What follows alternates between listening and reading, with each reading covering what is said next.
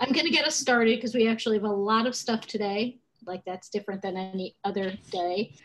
Welcome, really happy to see everybody again here in our session. And so we're going to just get started with Misty, who's going to tell us about her project. So Misty, you are on, and let me know if you need anything as we get started. Okay, can everybody hear me? Yes. Okay. This is my first time to ever do anything like this. So I don't know. I'm a little nervous. I don't know why, but it just seems kind of odd. Like I'm just a little nervous. I'm Misty Hawkins, and I am the branch manager at the Charleston Public Library in Charleston, Arkansas. And my library is near, I guess it's in the central portion of Arkansas, but I am part of a library region where we have like 7 libraries in our region, and we are one of the 7 libraries in 4 counties. So we serve about 3,000 miles. And so to say that we are a rural area, we are definitely a small and rural library. So I take a lot of pride in the fact that we are doing coding in our small hometown library. We started doing coding in our library about 2 years ago, and originally it was just a Saturday morning coding club for the kids. Maybe 5 or 6 kids would come, and we had an instructor who would volunteer his time. And then it became the kids wanted more and more of it. So we just had to learn, and we had to teach ourselves. And we didn't really know what we were doing or direction to go, but we just knew we were giving the kids some sort of coding. And when we applied for this grant, our intention was we wanted to expand our existing program. It's not really what happened, though. It really, we are somewhat limited in our Wi-Fi access, our connectivity, being a rural library. So in my mind, I thought we are going to have these devices, and we are going to double our numbers. That's not what happened, because when the kids would come, but we couldn't connect. So we do a lot of unplugged programming. And so I think the important thing was the fact that we realize that, and we can adapt our program, and it doesn't always have to be what's in our head. And so our program has kind of evolved into more of an outreach opportunity. Instead of actually being in our walls, knowing that we may not have access to Wi-Fi, we go out to the schools, or we go to the daycares, or I have been to 3 schools in the past 6 months that are not even in our school district in our county. Like, just they've called and they've wanted us to come and bring our different gadgets or our tools and just teach them some basics. So we're helping the teachers.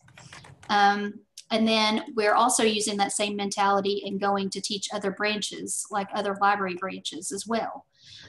So that's our goal for this summer, is we're going to try to get in all of our library regions. So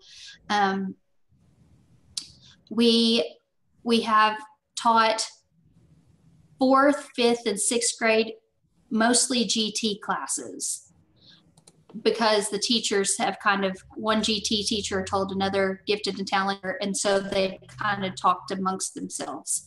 And then we, I don't know, I guess word has gotten out, and that's a good thing. That's nice, because the school that is right next to me, they don't want to have anything to do with us, and I don't know why. I don't know why that is. Maybe it's just because it's in your backyard and you know it's there. But so we originally had started our program thinking we were going to go through Code Combat and then code.org and then work our way up to Tinker. And it's not something that we can rely on. I have tried 2 different hotspots, and connectivity is an issue every single time. If we have more than 4 to 5 kids, it pulls the Wi-Fi down, and we can't do it all at the same time. And that's hard for us to grasp. I'm not taking that as not giving up on that. Our library region is working with the state library to get fiber in our area. So being that we are working towards computer science programming, has been nice to kind of let the state library know that here's where we're lacking. Now what can you do to help? And so that's kind of worked to our advantage a little bit. So this fall we should actually have fiber coming through our area. So maybe we will have internet. That's the basics of, we've also been working with our 4-H, our local 4-H groups, and we also are homeschool. We have a good homeschool group in the area, and so we do different Lego programs, and with the Legos, we introduce like the Lego We Do, and so one of their favorite things is when we do like an earthquake simulator. So they build it, and then they have to build the buildings and see if their buildings are strong enough to withhold the earthquake simulator. So it's just things that we were already doing. How can we jazz them up a little bit and put a new spin on it and have that mindset to where we're already doing this. Let's just figure out how to work in a little bit more. So that's it. That's Charleston. That's great, Misty. Thank you. Questions or comments? Marika and I have been taking up the chat. Anybody else? Yeah, they're coming in fast. When I work with the 4-H group, we actually have a 4-H organization that is a STEM project club. So we let them use our technology. I mean, they can come to our library, and we pretty much supply the technology for them to use. And they are doing an underwater robotics competition. And so they practice in our facility too. So this has just been a kind of a good space for them to do their thing. Thank you. That's cool. So Juana said, have you tried to run local programs without the use of Wi-Fi? Yes. And that's where we have started doing a lot of the unplugged, and we have to use we have different gadgets. We have Spiros, and we have Ollies, and we have Ozobots, and we have to think of ways we can use them. The Ozobots are my favorite. They are, because I love one of my favorite activities that we've ever done, when we went to a GT class, the students had to recreate a traditional children's story with the use of an Ozobot. And so they had to draw out the story, and then their Ozobot were the characters. So they, like the 3 little pigs, they had the big bad wolf, and the big bad wolf had to stop at every single house. And so they programmed that Ozobot to stop, do a little spin, and pretend like it was. And I think that's so smart. I mean, those kids, they had so much fun doing that. So that's great. And that didn't use Wi-Fi. So. And Sarah's wondering about your simulator. Oh, well, that was a Lego We Do program. And so they actually have all of the templates online. I print them off, and I keep them in 3-ring folders, 3-ring folders. And then so each, I guess, template that they have, they can just choose what they're wanting to build for that day. So they made an earthquake simulator, and then they built the building you know, and then they put that on top of the earthquake simulator. It was about an hour-long program, nothing too fancy. Let's see, what else? I know, that storytelling thing is, everybody is so excited about that. There was another question about favorite unplugged activities. Are there other things that you thought went really well or you like to do? Well, I have used the Autobots in story time, just doing a basic like robot, R is for robot. And so we had 3-year-olds using the Autobots, and we were trying to show them how to draw a line, you know, with the markers. But they're so simple. When you have an Autobot, when you have the bit, those are simple, and the little ones can do those. And they would make a racetrack, and they would make them race. And it's things like that that we're making it work without having to do to build code on the computer. So that's awesome. And Misty, well, I can't say we all, but I and at least Juan love your accent. So if you could just keep talking. I know. I just don't. I'm so sorry, guys. Oh no! That's a compliment. It's like really awesome. Did I say y'all? Because I'm used to saying y'all a lot too. Yeah, y'all is y'all. I say y'all. I've learned to say y'all. So no joke. My mascot in high school was a hillbilly. No joke. Great. No, yeah. I was not like mocking or anything. No, you're right. Listening to you. And so let's see. Cassidy saying mixed experiences with Ozobots. Okay, Susan. Fair enough. That's true too, Cassidy. You guys are great. That's great. So, and actually, do you want to say anything, Sarah, about who said that about Cassidy about the mixed experience with the Ozobots? Yeah, we've had issues with the Ozobots. I don't know. I would like to think that we could do them in the way of like they're for all ages, but we just found that the lines that we've had to draw had to be like really precise. So I don't know what's up with ours, but I'd like to use them more. We did start using Sharpie markers instead of the markers that that come with the Autobots. We started using the chisel tip, and it seemed like those were cheaper too, and they lasted longer. That's great. Yeah, and Sarah is saying that too, so that's great. It's an awesome tip. Any other thoughts or questions for Misty? I just love how flexible you've been and like just going, like you had the plan and it didn't work, so we're just going to make it work. That's fantastic. That's what all this is about. And congratulations, you've now presented in this format. Yes. Did a great job. I think that's really great.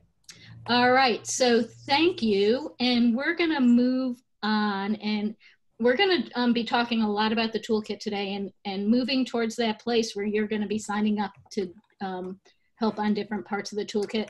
As a reminder, a couple of weeks ago, we realized that this week, we were going to launch the beta this week or release the beta this week, and we realized that the timing just was too crunched.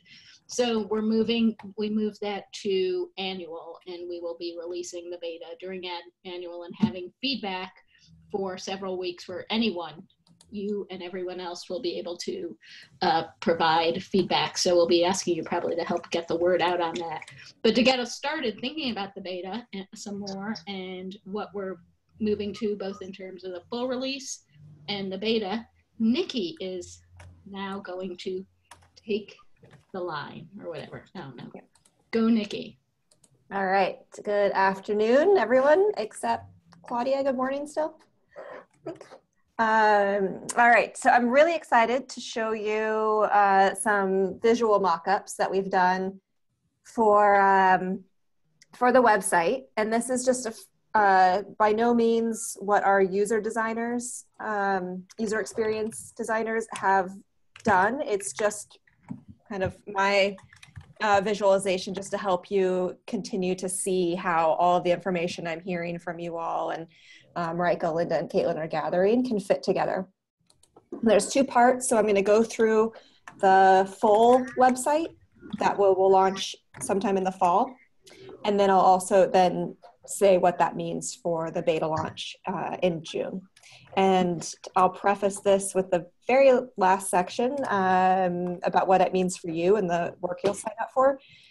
I was supposed to get this list to Linda and Marika and Caitlin before this meeting, and I did not. So we will make changes on the fly if we need to. All right.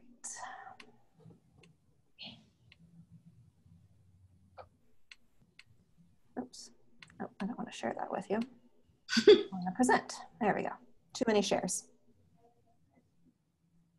Okay, so this is for the fall. This is the full toolkit, whatever we ended up calling it. So this is just an example of what a user might go to when they go to librariesreadytocode.org or readytocode.org, whatever we decide is the URL. This will live just separately from ALA.org, but connected to their family of websites. And then there's, you can see these blue boxes down below are really what we're thinking of as the 4 kind of entry points into the information that we've heard and gathered from you and that we will be gathering from you in the coming months. So this first one, and these are, the wording is not, we haven't thought too much about it. We're just trying to be descriptive of what these things might mean. In most cases, we know this is not the wording we want to use.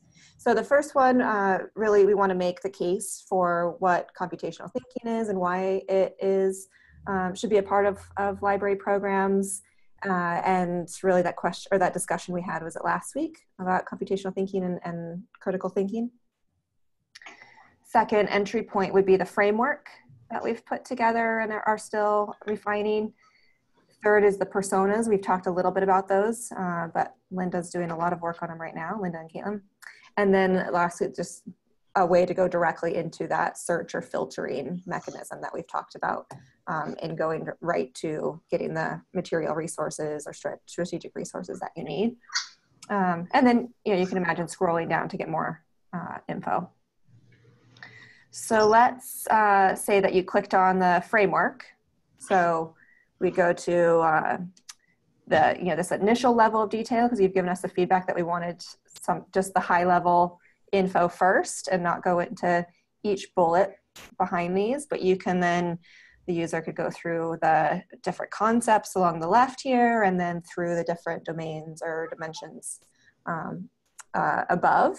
And then a couple things for the fall more interactive piece, we can imagine hovering over them and then getting more detail bullets of how, what that looks like, how you actually go about understanding that those concepts and domains are in place.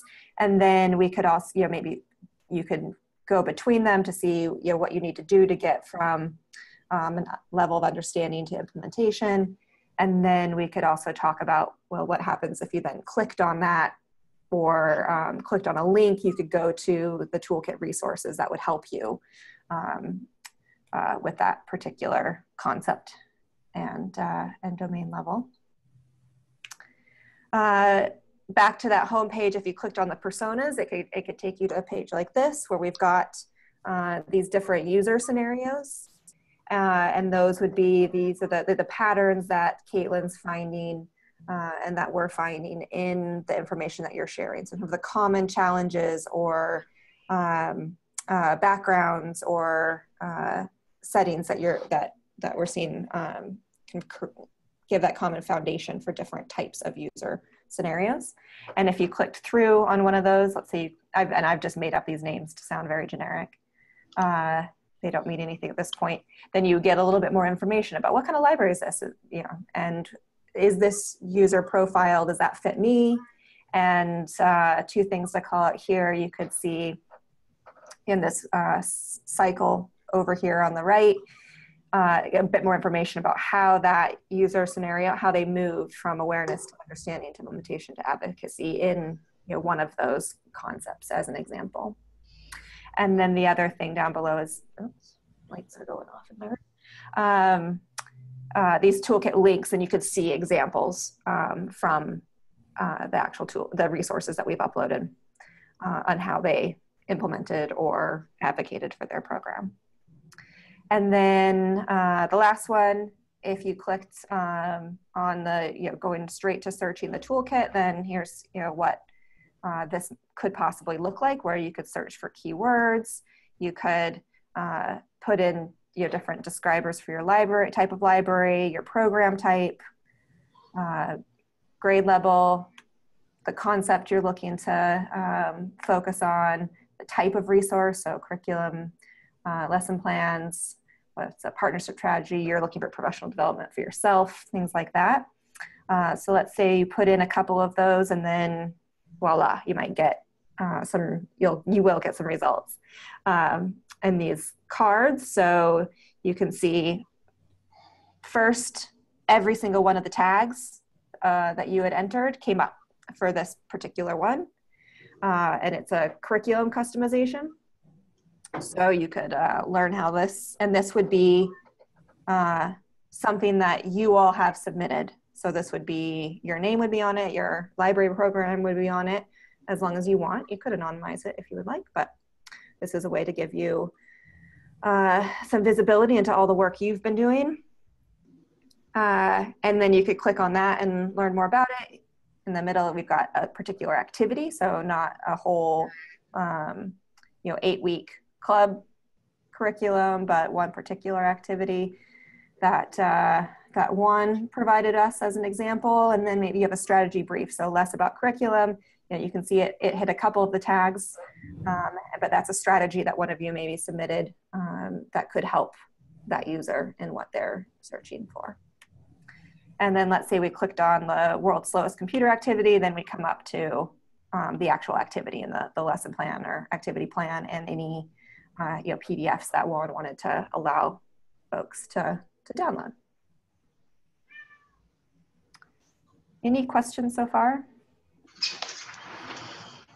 This is beautiful, Nikki.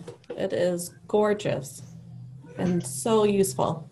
Thank you. Yeah, I've been doing my best listening skills, so this is all from you all. I agree. I think it looks really, really great.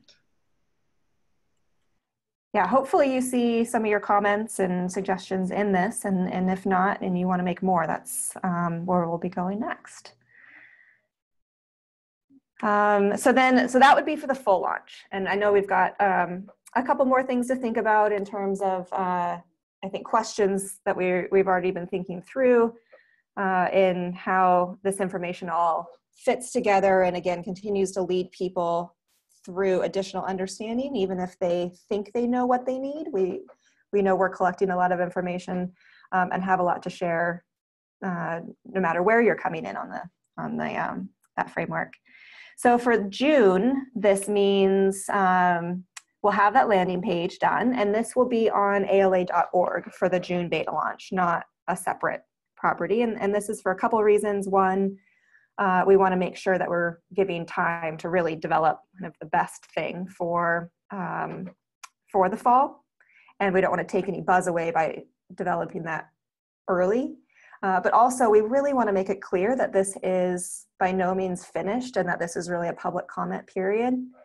So we felt like putting it on ala.org really reinforced that this was still something that was in development, and we wanted to hear more about from feedback from folks outside of the cohort. And then you'll see we've got these only 3 buckets in these blue boxes. So we've still got making the case for computational thinking. We still have those personas so people can see how they fit into Ready to Code, and we've got the framework. We won't have that filtering search tool yet. That'll be for the full launch. We'll have the framework up there. I think one question to think about is we won't have that dynamic ability to toggle around and see the bullets underneath this So do we want to get creative with downloads and how we display those bullet points, or should we just keep it at this level in that first instance? We'll have the personas, and we'll be able to click through to see what those personas mean. And then what will be really important for the beta is these, you can see the toolkit links down along the bottom, is to have those samples so people can get an idea of what that full toolkit will look like in, or offer in the fall. But for now, we'll just have, you know, kind of links to PDFs that will pop up. For those, for example, you know, we can link to a particular activity or a strategy brief, things like that.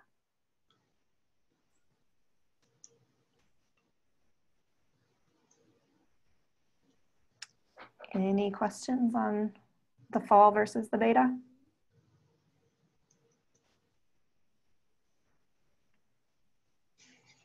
Okay, so what does this mean for you? So Linda will be sending out, or she already sent out initial sign up. And then we will further define that into roles.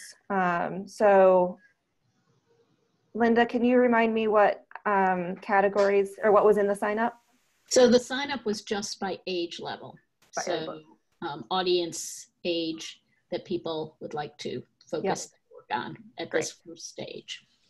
So this is just a general overview. These won't be the exact categories you sign up for, but I just wanted to kind of bucket the work that will be coming up. So for the personas, you can see for the working group leads, it's the Ready to Code core team. So Linda, Marika, Caitlin, they've really taken the lead on developing what the personas are and make sure that they'll get tested and those example resources are linked and whatnot. For the content developers, I think they are going to ask some folks to start thinking about those links that could go into the different personas. So there'll be some, I think, just direct outreach to various folks or volunteers for that. And then we'll definitely want to get them peer reviewed. So I've said all cohort, so the whole cohort will peer review those. And we can do that probably in the context of the community of practice or asynchronously. So we won't have to, we can do that within the context of this meeting. And then I know I just put another column over here, external reviewers, just FYI, we will ask some folks outside of us and the cohort to review things as well. We just aren't sure who they are yet. For the framework, same thing. We've had the Ready to Code core leadership team has done a lot of the compiling your thoughts and listening there.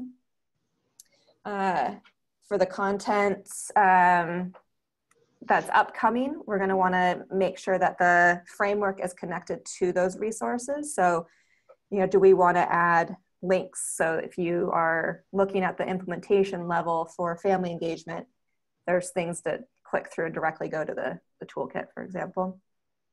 And then as we continue to refine that, the peer reviewers will be all of you, and we can continue to do that in the context of the community of practice.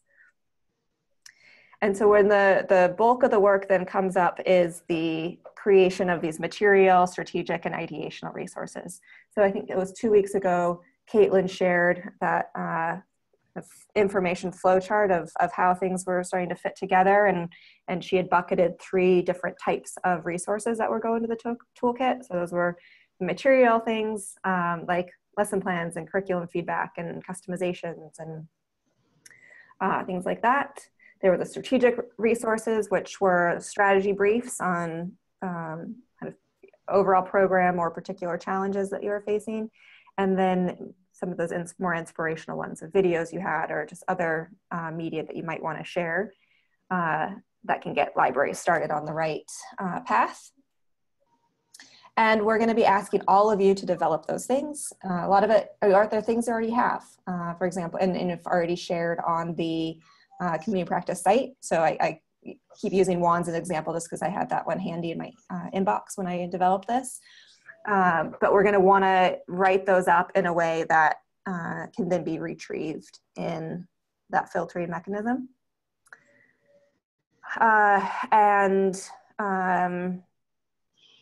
And then for the peer reviewers, we'll be asking select members of the cohort, you'll sign up for to review different aspects of all of those materials that are put together. So you'll want to test to make sure things are readable and usable. You might want to make suggestions. We want to tag it so that it comes up when people mark those particular filters in the toolkit search that I showed you. We're going to want to, and then for example, the working group lead is going to want to make sure that there is really that breadth across the different types of resources and age groups and whatnot. And then finally, I'll be making sure that the website gets developed. I'm happy to take the lead on that, but if anybody from the cohort really would like to be very involved in that, I'm happy to have a partner. The content for that, so for example, making the case for computational thinking and the mission and vision, things like that, the RtC core group will create, and then you'll act as peer reviewers to make sure that it represents your thoughts, and we'll test out the website when it's ready to make sure we are comfortable with it going live. And then the working groups can be organized by age, grade levels. Once you're organized, you can talk about if you want to further categorize anything or matrix things out into concepts and types of resources and whatnot. But that will come more with, I think Linda we'll get those initial groups by age set up that Linda's putting together, and then we can figure out more, I guess, about who needs to do what, and we can empower the working group leads to make sure they're collecting the information that needs to be collected.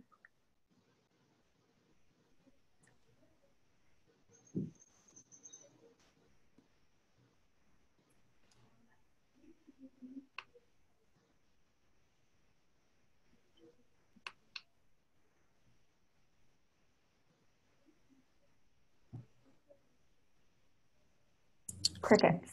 Okay. A lot of information. I have a question. It's something that I've been thinking about from your previous slides. So just to take a step back. So our target audience for this website is any and all public or any and all libraries, correct? Correct. One thing has got me to thinking how someone that, I think one thing that we can run into a problem with, and I'm using the word problem loosely, is everyone in this group has some degree of technical ability. So how is this website going to be perceived by someone that, does not have or is not tech savvy, or coding is kind of daunting for them? Mm-hmm. What I mean specifically is if they're looking for specific activities, will they be willing to look for specific activity, or they're going to like, okay, this activity I'm looking for, 5th and 6th graders, and it's a Scratch thing, how to make a maze, but I have no idea how to use Scratch. So, how willingly are the tool going to be for them to say, okay, I'll look for that. I'm not really sure what I'm looking for. I'm not sure what Scratch is. And I've seen other areas where, like the Scratch education website will have like a very beginner section, and they'll go to that. And so you have a beginner, intermediate, and advanced, like lesson plans are broken down into those 3 categories. And so that's my question. How do maybe somebody that's not coding savvy or... Yeah, I think that's a really, really great point. I have some thoughts. Do you want me to go ahead, Linda, or do you want to start? Oh, you're on mute. Go ahead and I'll interrupt you if need be. Okay. So I think there are 3 ways, but because your point, I think we need to really make sure this is explicit in that, what I was saying. Mega had a really good way of putting it in library terms. What was it? Information seeking? Seeking behavior. Seeking behavior. So I think it will be in this initial landing page. We need to have something, make it very clear for people that don't know where to start. And so the way that they would come to that are two ways if they just really don't know where to start. One, we really want to make this framework something that that is usable and accessible so that they can see that, one, they are already ready to code because they should have this basic level of awareness just by going to the website and reading it. And then, okay, so I have that. So how do I really actually understand these things? And those resources from awareness to understanding should be in the toolkit. So if it's you click on that box and then you know, everything that's tagged at those levels comes up or something like that. But we do want this initial framework to connect to those basic, here's where then you can start. The other way is, that's why we've created these personas. So there's definitely going to be one that's like, I've never even thought about doing this, but my administrator told me I had to, where do I start, sort of thing.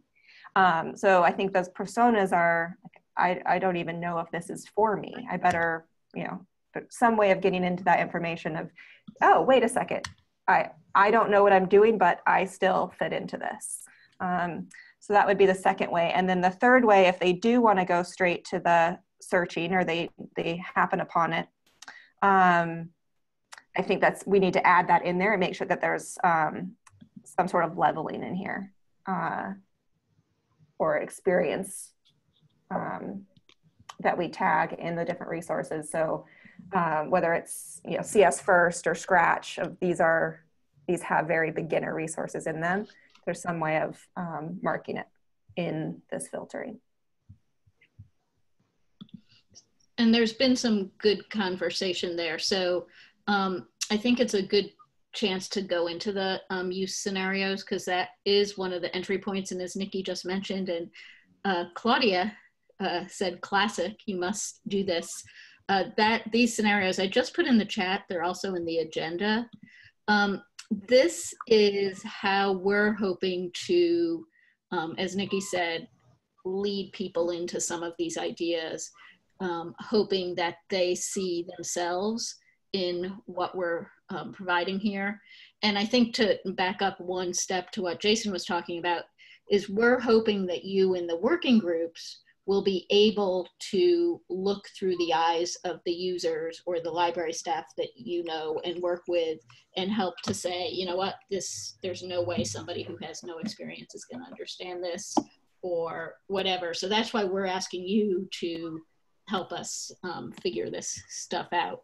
So these scenarios they're a blueprint. And so the idea is they're written as if someone is wanting to learn how to do this. It's the how-to scenario. We're gonna hopefully take people from how do I do this to a growth of that, to understanding what CS and CT is. So we're not asking them to understand that when they come in. We're hoping they leave at some point with that. So you see these different scenarios. We tried really hard, as Nikki said, to think about the data we've been gathering. Caitlin has been filtering things out and finding the themes and seeing what everybody is saying are the challenges, the successes, the strategies, all of that, and put them into 5 personas. And these are just the scenarios of use. These will be built out to, and I have some examples, to fuller personas that have more information about who this person is, what their challenges are, what their route might be to move through the framework, all of that kind of thing. And we're looking to you to say, these resonate. I could see someone coming in like Claudia, you just did. That's something that really happens. And we want to know how successful these will be for people who are coming to the toolkit. The other thing on the agenda, and I'm going to share my screen just so you can see. If you haven't seen personas or used personas, I just want to show 1 or 2 so you get an idea, and many of you probably have, but share screen, and not that screen. All right, so you're all seeing, this is an example from, I tried to find a couple of library examples. So this is from the Sandusky Public Library. Is that in Illinois, or where is that? Where's Sandusky? I don't know, Marika's shaking her head no. You don't know? No one knows? Okay, wherever. But so, where is it? Pennsylvania. Pennsylvania, all right, I'll believe you. So this, you know, or Cleveland. It says they would Ohio? I don't know. They're close. Pennsylvania and Ohio are close. We're neighbors. They're neighbors. I'll look it up. Exactly. So maybe Sandusky's on the border. Anyway, so it gives you a little bit of information, and notice that the personas aren't, while it's a name here and a school teacher, we're trying to make them composites of ideas. So while you have information, it's supposed to be like a broad stroke of a particular type of interest in person. And where it says background on this one, I'm pointing at it, you can't see my finger, of course. The background is more about what we did for the scenario of use. So that's how we might build that out a little bit. Oh, so it's Sandusky. Sorry. I hope I have not been offensive. So gives you a little bit of information. We'll have to decide. I'm going to work on a template with Caitlin and Marika and Nikki and Mega. And we'll have to decide exactly what's in this, like when Nikki showed the screen. But this gives people a sense of, oh, this is who I am. I can see myself in this. And I can then go to whatever resources connect to this. And so if you remember that screen when Nikki showed the persona built out a little bit, at the bottom it had links to a strategy brief that this person might use and toolkit resources that this person might use and things like that. And then just one other one, because I thought no, not that one, close this one. Where is it? Oh no, not that one. Did I lose it? Lida, it's linked, I'll get it from here. It's linked on the agenda. Lida also has a set of personas that I thought were interesting because they have several. Lida is Library Information Technology Association, an ALA, and they took different, they did what we're doing. They took different types, is not the right word, different librarian people and different kinds of interests, etc. And they created personas for each one. So this is I think this is the techie librarian or something like that. And so you see it's a little bit different about what they've included, but they've highlighted the kinds of things that, that they think will connect to other people and that other people can see themselves in, and then you can make decisions about where you want to go next from that. So that's what we're thinking about the scenarios of use and personas. And I'm wondering, in terms of what Jason asked, does that help to make it seem accessible? I think that's the word. And now I'm looking at the chat. I think it is like, because I mean, I really like that landing page where you have, I wish I could see it again, where you have like the search personas, and then there are other things, the framework, right? And where I am. So it's really clear. So I wonder how the personas are going to have an interplay with all of those things, right? How does the persona takes you to where you are in the framework and kind of like create sort of a roadmap for you to go and navigate the resources and the site. So I don't know, I'm just throwing that. Yeah. I don't know how that's going to have an interplay. I think that would be key, you know. Yeah, I think that's really important. I didn't even venture a guess at that because that's not my area of expertise. I would imagine a lot of you can contribute to that conversation more than I can, and I can get our learning designers to weigh in on that. And I think there are people that know a lot better than I do how we can lead people toward that. But absolutely, I think that's a really critical part of all of this.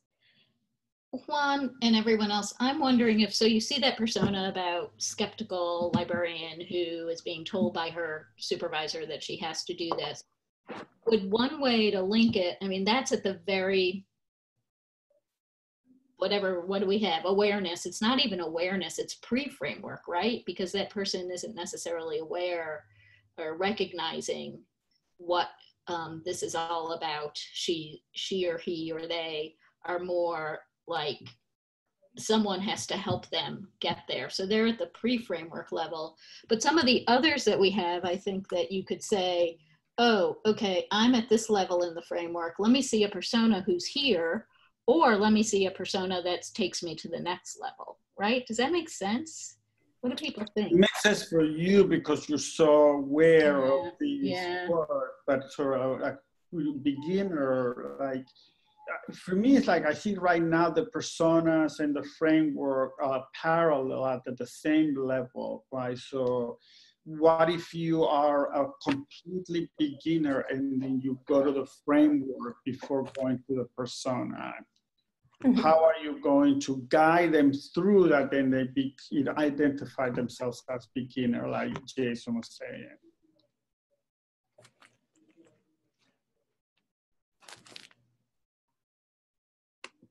Go.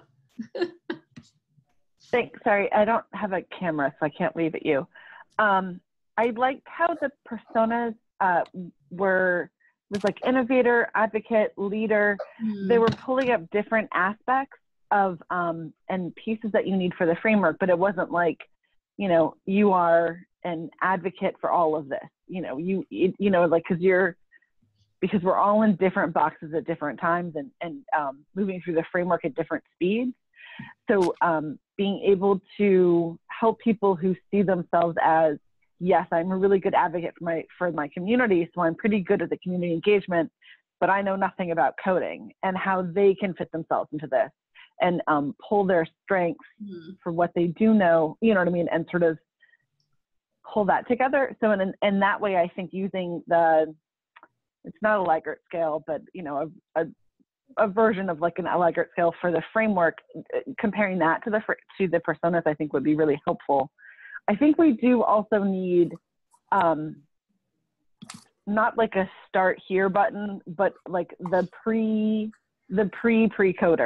you know, persona, the person who is like, you know, the person who's been told they have to be doing this work and knows nothing about it, you know, goes to code.org and is just massively overwhelmed and has decided that maybe they don't actually need to use their computer ever again, that sort of person, about how to do this. Yeah, those are really good points. Yeah, so my opinion is that I think we need to, by the time they get to the framework, they should say, okay, yeah, I'm aware that this stuff is important, or that I want to learn more. Therefore, then the framework helps them understand and learn more. Mm-hmm. If they're really not interested in knowing any more or learning about ready to code programs in their libraries, then I don't know that the framework isn't where they're going to get that. I think we need to make the case first, and then hopefully we make the case well enough that they want to learn a bit more. Can I, one more question about just clarification, since you mentioned code.org, Paula, to Claudia's point.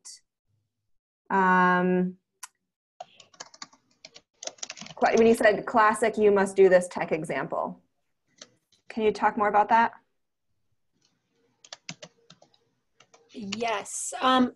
I have heard in my work in other aspects of tech, people coming to the conversation about digital media with that.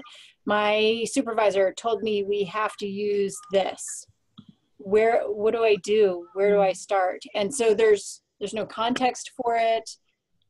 You know, they're not understanding, and I could see potentially that same thing happening with computational thinking coding. You know, I've already heard librarians say, you know, I really think we should be doing coding.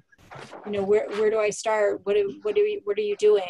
And while I don't necessarily think we have to launch into this huge conversation about computational thinking, although I would love to be able to do that, I think it's a nice entry point if we can kind of coax them along. And I think I just made that comment about mentoring other librarians is kind of a natural evolution of this process, because I think the toolkit will ultimately be excellent, but I think some people will need that mentoring through, you know, using the toolkit as a process, needing a person to kind of walk them through that. And I don't think that's a flaw of a toolkit, and this one in particular. I think it's just, there's a lot here.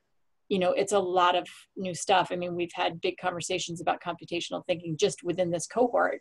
And so the expectation that other new librarian or new to this librarians will have those same questions. So I'll even go out on a limb and propose that there's some sort of mentorship that goes along with this toolkit. Mm-hmm.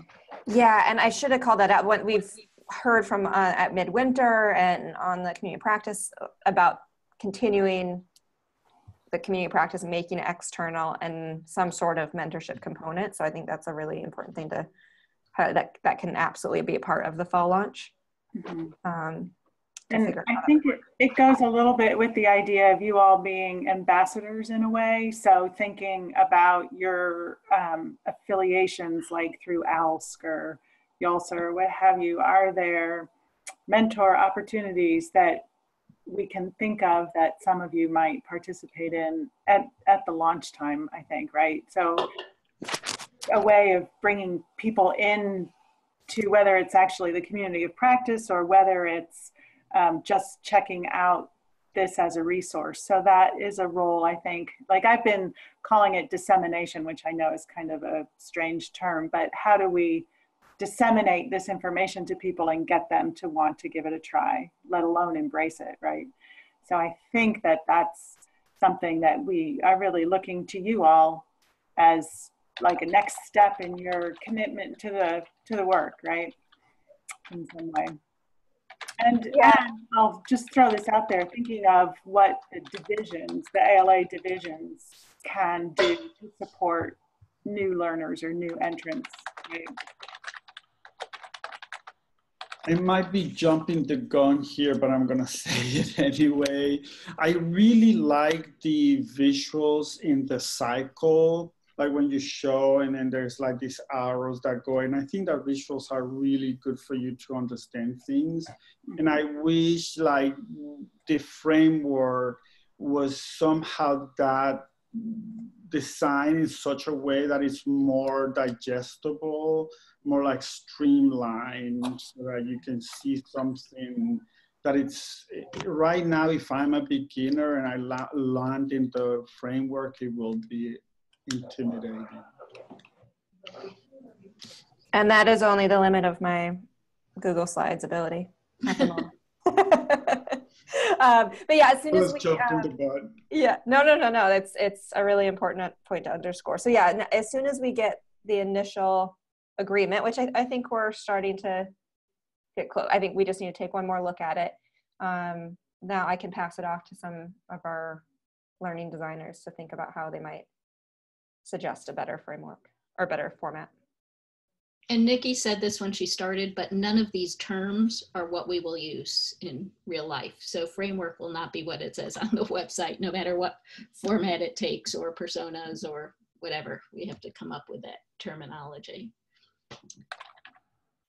So if you all could look at those scenarios of use in the next few days and just think about what we've been talking about, how they would resonate if someone came to the website and saw these, and could they see themselves in one and they'd go, oh yeah, that is me, or, you know, this is something I've been thinking about, and go in as one entry point. Would they work? It would be great to have feedback, and you can write the feedback on the Google Doc. It's open for comments, so we'd love to have that. I'm going to move us along just because we've got a couple other things we want to make sure to get to. One is, I'm going to to make sure I don't miss anything. One is that somehow no one got the form that I sent out last week on Friday, but we do have this form to set up our working groups. And at the moment, the team has decided we would do this by age. So if you want to, right this second, you could fill it out. I'll put the URL in the chat. And these are going to be the groups that we, at least to start, will ask someone to take the lead, either to volunteer or we'll put you on the spot. If you could join a group and then help us work through the development of some of the materials, feedback on some of the materials, helping to make sure we don't have gaps in different things, that would be great. And also keep in mind that we're trying to do as much as we can for the beta, but we only need a subset for the beta, and then we will keep going. So if you could fill that out, I have on the form, because I was thinking that you would have it last week. I had it for today to have it done, but if you could have it, if you could do it right now, that would be great. Or if you could do it in the next 48 hours, that would be fantastic. And then just to say, we're going to be working with you on the strategic briefs, and we should be able to show you a template for that in the next week or so. And as Nikki said, the resources and the tagging. So if you have questions, thank you, Jason.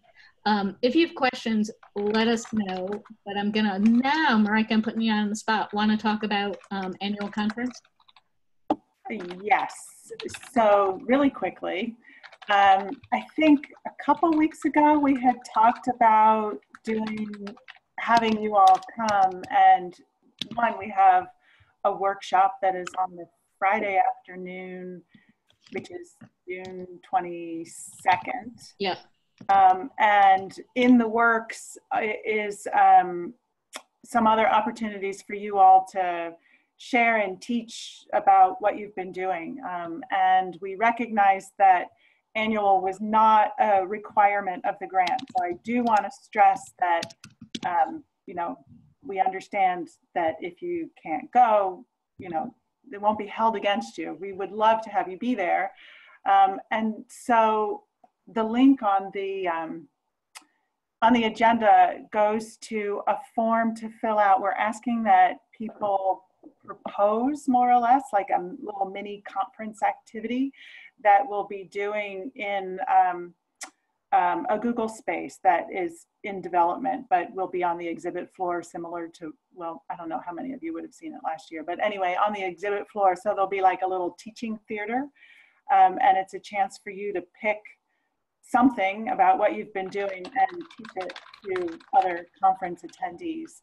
And we're able to give a very small stipend to help out with some of the expenses. It's not the same as at midwinter when we could cover all of the travel expenses. And so if you, I'm looking to see exactly what we put on the form.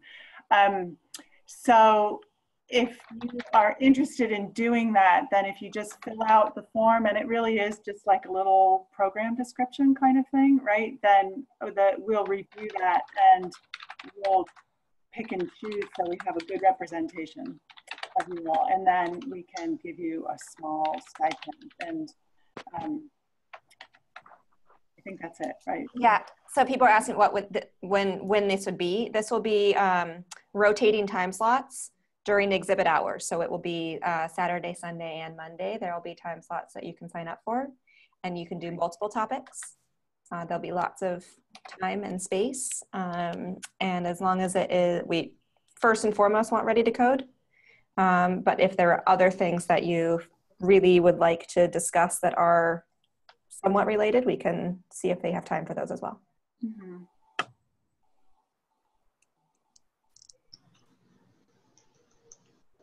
Okay, thank you. And then the last thing is, if you haven't sent us a blog post or video or whatever, we would really like to have those.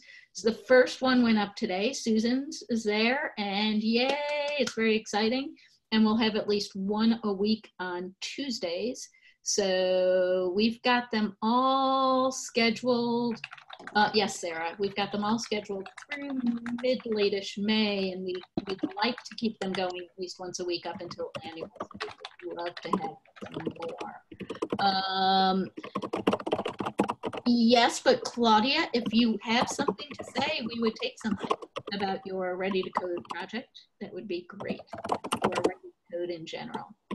Anything else people have? Questions, comments, suggestions, etc.?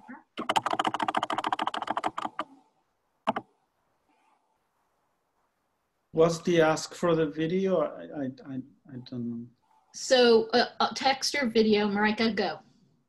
Oh, so Juan, that was part of the midwinter commitment that you would produce some resource material, whatever, written or video, that we will post on our blog. And then, like, for example, you also may cross-post it or something like that. So, you know, a blog post, it seems that a lot of people are picking video, which is fine, whichever. If you pick the video, then we just ask that you give a little description, like for a YouTube video, you know, so it has some context with it. That's it, I think. Thank you. Yep. Yep. All right. Okay. Well, thank you all. Great. And look forward to digging in even more with everyone. And we'll see you next week. Yep. Thank you, everybody. Bye. Thank you.